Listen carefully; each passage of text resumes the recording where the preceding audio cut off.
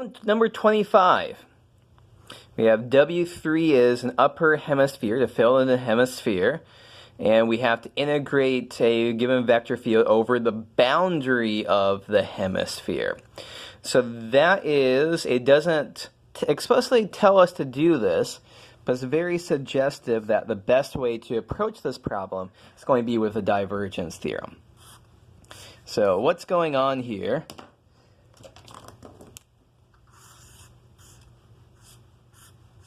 So we have this filled in. Let me say, hey, this region here is filled in. It's the upper hemisphere here. And we want to integrate over the boundary of our hemisphere. Now, if we could do that straightforward. It would require two separate vector surface integrals.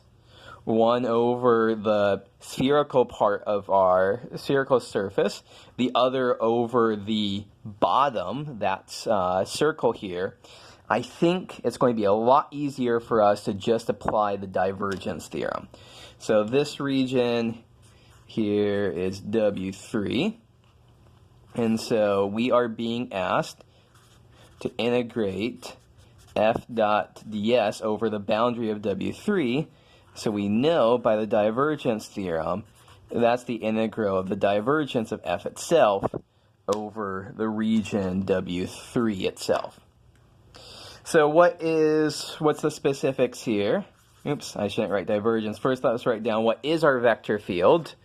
It is minus 3xy, 2x squared, and z squared.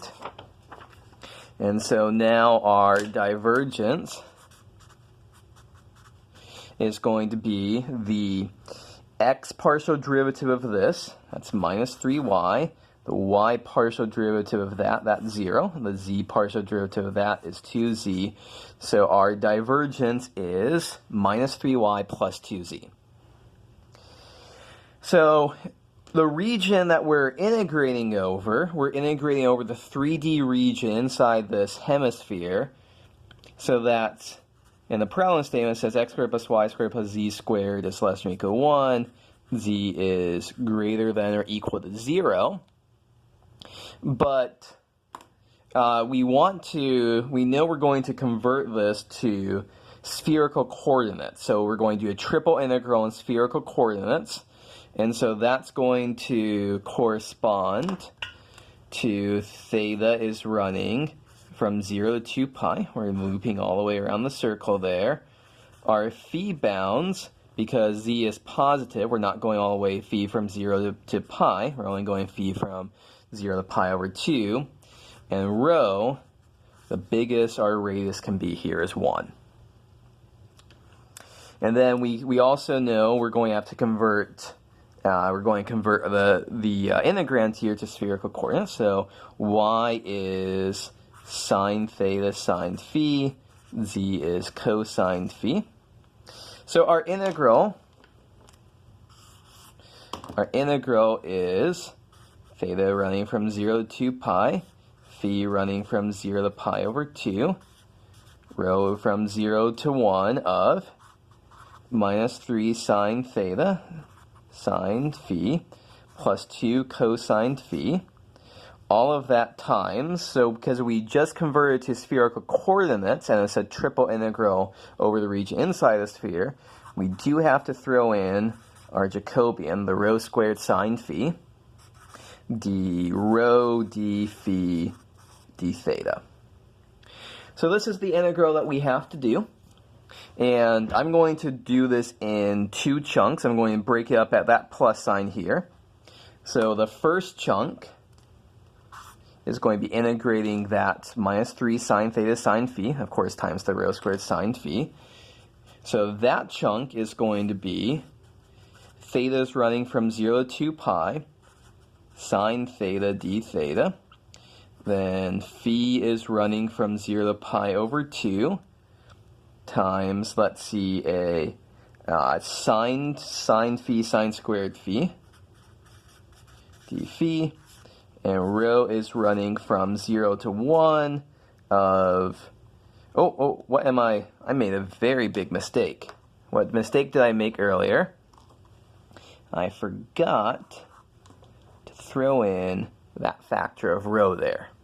So there really is a factor of rho in there as well. Squish in those rho's, my apologies. And so we have one factor of rho. We have two more factors of rho. So rho cubed d rho. There's a leftover factor of -3 floating around on the outside. So here's our integral corresponding to that term. Now, there's a lot that we could do here, but I'm just going to short circuit the whole process by saying the integral of sine of theta from 0 to 2 pi is actually just 0. So 0 times who cares? This first integral that corresponding to this color is going to be 0. So now all we have to do is integrate over the rest of this, the 2 rho cosine phi times rho squared sine phi. So for that set of calculations, theta from 0 to 2 pi, phi from, you know what, let me just organize everything more nicely. Theta from 0 to 2 pi d theta, there's no theta terms in what's coming up.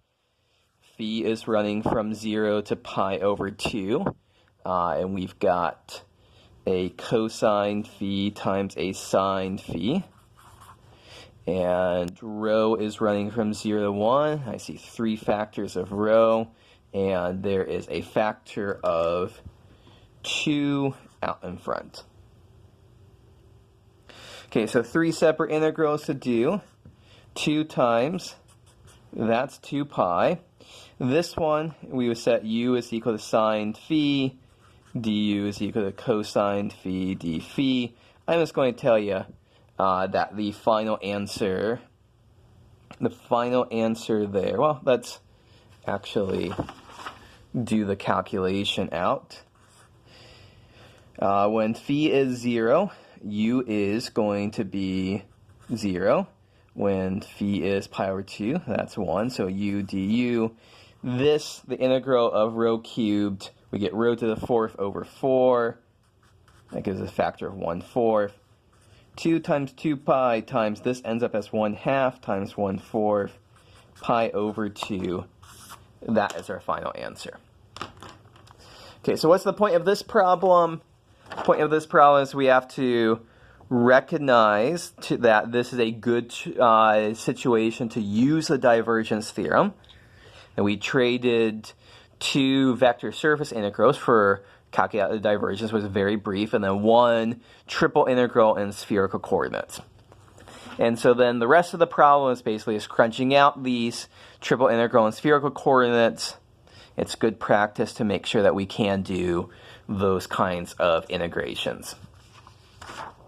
Okay, so that's problem 25. Let's look at problem 26. So let C1 and C2 be the circles of radius 1 and 2, respectively center of origin, oriented counterclockwise. You're given some information here about our vector field, and let's see what we can do with this. So for 26, okay, so let's see, we have C1 here. So circle of radius 1, and we have C2, the circle of radius 2. Both of these circles, it's given that they are oriented counterclockwise, and their D region, we'll call this D, the region in between our 2 circles here.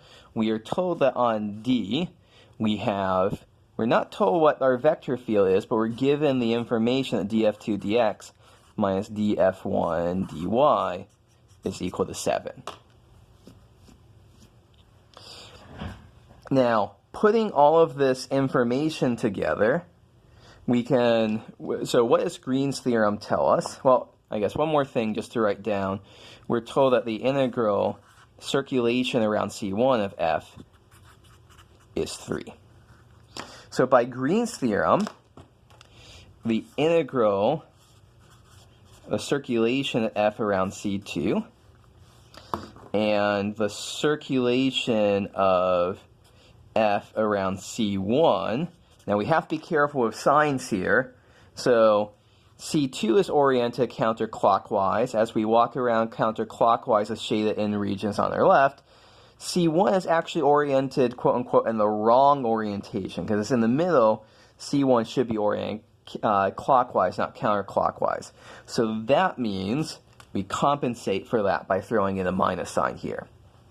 So Green's theorem says that this minus this is equal to the double integral over d itself of df2 dx minus df1 dy. So in the problem setup, we're given that this answer here is 3. And we're given not what f is, but we're given that on this donut region, this is 7.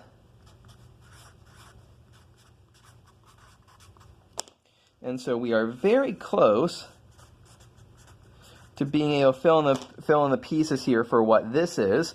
We just have to do this integral here. And this is a very easy integral to do because we're integrating a constant over some region.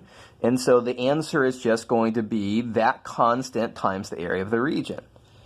And so the area here, so the area of the region inside of C2 is pi times 2 squares, 4 pi. But then the area inside of the region inside C1, that's pi. So the overall area is 3 pi. So this is equal to 7 times 3 pi. And we can finish off here. F dot dr, the integral around C2 at F dot dr, is equal to 21 pi. Move that minus 3 to the other side, we get plus 3. And that's our final answer. So, moral of the story here, we can apply Green's theorem carefully and cleverly. It also applies when we have a whole number inside, and this is we're just given enough information. We're not told what f is, but we're given information about f here. We're given information about the circulation here, and that's enough to piece together everything here.